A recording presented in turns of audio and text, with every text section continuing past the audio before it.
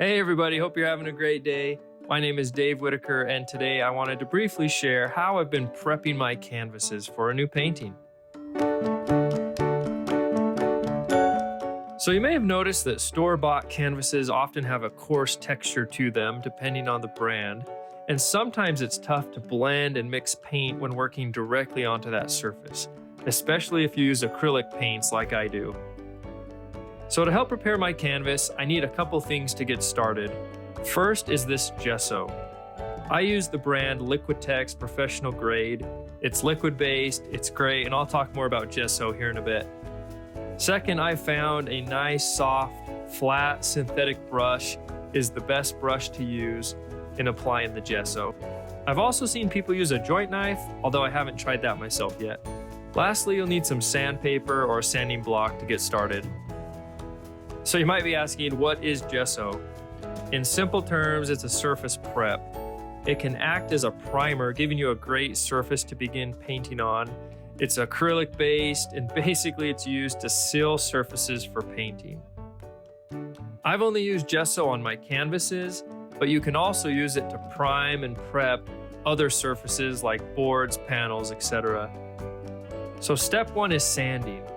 So I'll take my sandpaper and I'll just slowly start to sand down the original layer to make a nice smooth surface to apply the gesso to. Make sure you cover the full surface of the canvas and don't forget the edges as well.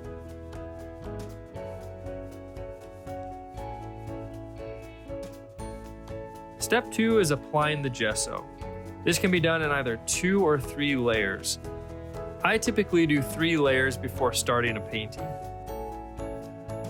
I found you don't want too much brushwork, as this helps to prevent bubbles or warping from happening during the application.